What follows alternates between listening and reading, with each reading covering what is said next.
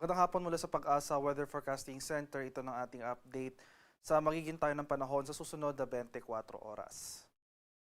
Makikita natin dito sa ating latest satellite imagery na halos wala tayong kaulapang naobserbahan dito sa bahagi ng Northern and Central Luzon. Dahil umeepekto or umiiral itong ridge or extension ng isang high pressure area na kung saan nagdudulot ito ng tinatawag nating subsidence.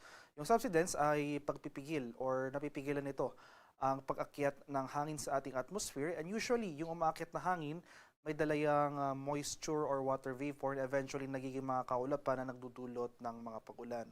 So dahil sa high pressure area na ito, nakakaroon tayo ng subsidence na nagdudulot ng halos walang kaulapan over northern and central Luzon.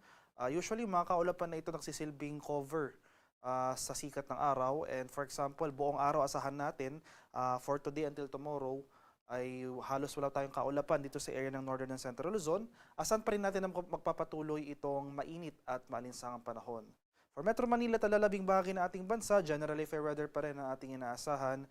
May tsansa pa rin tayo ng localized thunderstorm, especially dito sa bahagi ng Mindanao.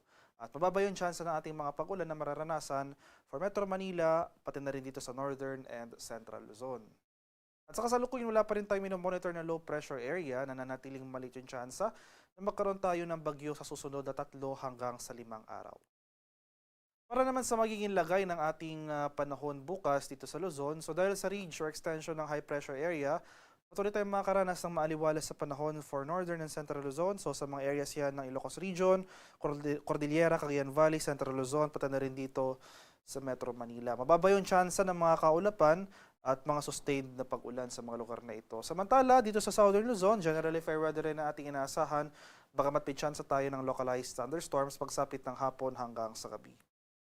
Sa areas naman ng Palawan, Visayas at sa Mindanao, maliwalas sa panahon rin na ating inaasahan, mainit at malinsangang panahon. Magdala pa rin tayo ng payong, pananggalang yan sa init ng araw pagsapit ng umaga hanggang sa tanghali.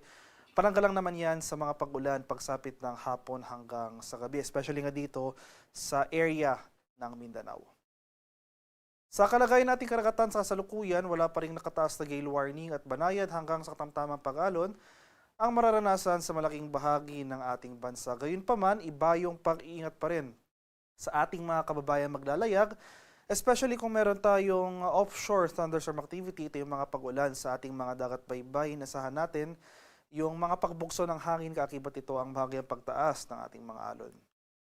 At para naman sa ating 3-day weather outlook sa mga piling lugar ng ating bansa, for example dito sa Luzon, sa mga area yan ng Metro Manila, Baguio at Legazpi, from Wednesday to Friday, magpapatuloy itong generally fair weather. Wala pa tayong inaasahang mga tuloy-tuloy na kaulapan at mga malalakas at tuloy-tuloy na mga pag-ulan.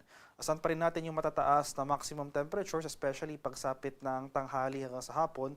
Kaya paalala na lamang po sa ating mga kababayan, especially sa ating mga senior citizen o yung may mga existing na medical condition, na kung maaari iwasan po natin yung mga prolonged na outdoor activities. Kung hindi man maiwasan yung mga activities na ito sa labas, ay magdala po tayo ng pananggalang sa init ng araw, yung payong, uminom po tayo ng maraming tubig, stay hydrated po tayo, at magsuot po tayo ng light colored o yung mga loose clothes para maiwasan yung panganib ng heat stroke. Sa area naman ng Visayas, sa araw ng Miyerkules hanggang sa Biyernes, o sa mga syudad yan ng Metro Cebu, Iloilo City at Tacloban City, inasan pa rin natin ang papatuloy itong mainit at malinsangang panahon. Wala po tayong mga malalakas at tuloy-tuloy na pag-ulan na inaasahan. Yung usual lamang ng mga pag-ulan ng localized thunderstorms pagsapit ng hapon hanggang sa gabi. Sa area naman ng Mindanao, sa may Metro Davao, Cagayan de Oro at Zamboanga, ganoon rin po ang ating inaasang panahon, no? Generally fair weather, bagyo maulap hanggang sa maulap na papawirin.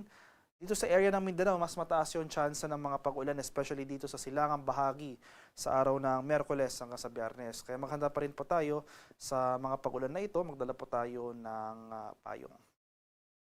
Haring araw sa Kaminilaan ay lulubog mamayang 6:09 ng hapon, sisikat naman bukas sa kanap na 5:48 ng umaga. At para sa karagdagang impormasyon tungkol sa ulat panahon, lalong-lalo na sa ating mga localized advisories tulad ng thunderstorm advisories, ay follow kami sa aming social media accounts at DUST_Pag-asa. Mag-subscribe na rin kayo sa aming YouTube channel sa DUST Pag-asa Weather Report at palaging bisitahin ang aming official websites sa pag-asa.dust.gov.ph at panahon.gov.ph. At yan lamang po ang latest mula dito sa Pag-asa Weather Forecasting Center. Magandang hapon sa ating lahat. Ako po si Dan Villamil Gaulat.